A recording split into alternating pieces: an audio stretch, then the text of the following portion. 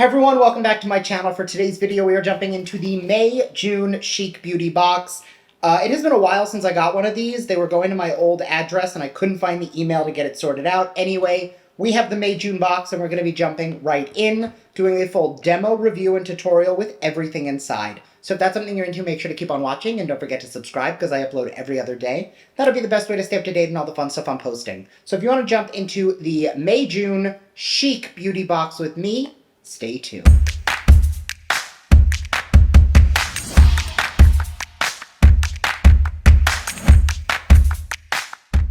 All right, jumping right in. Right off the bat, I love that they include the list, the price breakdown, and everything all in one. So this is a $138 value, and we're going to be jumping in to everything inside. So I just realized I have no brushes. Let me grab some. All right, I've got brushes, and then I'm throwing them on the floor. Let's jump in. So the first item out of the box comes from Cab Cosmetics. This is the Day and Night eyeshadow palette, retails for $52. I remember this was supposed to come in a BoxyCharm a long time ago, but I never got it. So really excited to put this to the test and do something a little purpley and a little smoky. All right, I'm going to start with the Beauty For Real blender brush, and I'm going to go into the shade, I kind of want to do something like super florally. So I'm going to go in with Halo, this matte purpley pink right here. And we're going to just define the crease. Now I'm going in with a little at a time because I don't want this to be like too much. So if you want to pick up more product, there is a lot of pigment in there, but I am intentionally picking up a small amount at a time because I want to do this like sunset, pinky, purpley, smoky. All right, I'm going to switch to a smaller dome brush, and I'm going to take this terracotta shade called Terracotta, and I'm just going to take that directly in the crease. I'm going to try not to get it above the crease. Definitely a ton of pigment in that shade too. I'm going to go back into that shade Halo, and I'm going to take quite a bit more, and I'm going to pack it over the shade Terracotta and then blend. I really want to soften more of this purple pink to keep it, I don't know, Valentine's Day in June. All right, I like the color we're going in. I like this direction.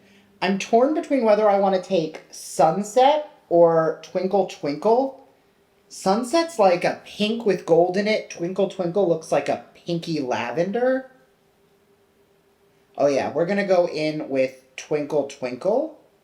And I'm going to use my finger since for once, I don't have nails that are too long to allow me to use my finger to put on a shadow.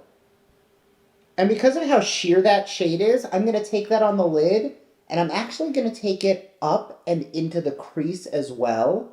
Normally, I don't like taking a shimmer in the crease, but in this instance, because this is like a sheer topper, I will blend the crease out just to soften it, but I do want that shimmer going to the crease, but not too far above it. That is feeling really soft and pink and springy. I love that, like, I'm getting into spring makeup as we get into summer. All right, I'm going to go and throw my brush. I'm going to go back into that Halo shade and just add a little more of that matte pinky purple and just blend that up the crease. I'm going to go into Cocoa, the dark brown, and I'm just going to take that at the very corner of the lower lash line. I'm doing it this way because I don't want to go in with a liner. So by taking the darkest shade just at the corner, I can almost get that liner effect without needing a liner once we blend in the other colors as well. Same first brush going into, I feel like I want to take Sand, this like taupey gray. And I'm going to start this color at the inner corner and just blend it over Cocoa. And now that that's given us the shadow we want, I'm going to go back into the fluffy brush with Halo, the pinky purple, and just layer that over everything. I'm going to throw on a little mascara and I'll be right back for the next item in the box. All right, jumping into the next item out of the box, this is a $35 Ofra highlighter in the shade, this is X's and Glows. Now, I just ripped the shit out of this box. I'm a big fan of the Ofra formula, and this is one of the wheels that has like, I don't know, 4 different colors in it. I'm going to be throwing this either in an upcoming giveaway or giving it to a friend of mine because I do have every Ofra color imaginable in this cheek palette I have. So I am going to be taking the same formula just in a different color.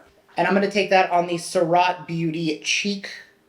And I'm going to take Blissful right here because I believe that is actually one of the shades on here. Yeah, it's going to be this pinky champagne color.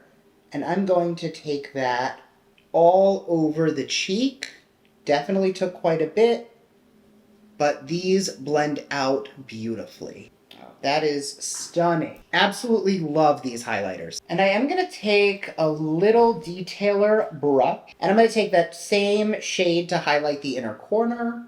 I love the way that this just like adds a pinpoint of highlight everywhere. Next, from Beauty for Certain, this is the matte liquid lipstick, retails for $22. It is in the shade number 21. I did already line my lips, but I do not have a lipstick on yet. All right, it does look like a little light for me, which is why I went with a darker liner. I think that'll be a pretty ombre.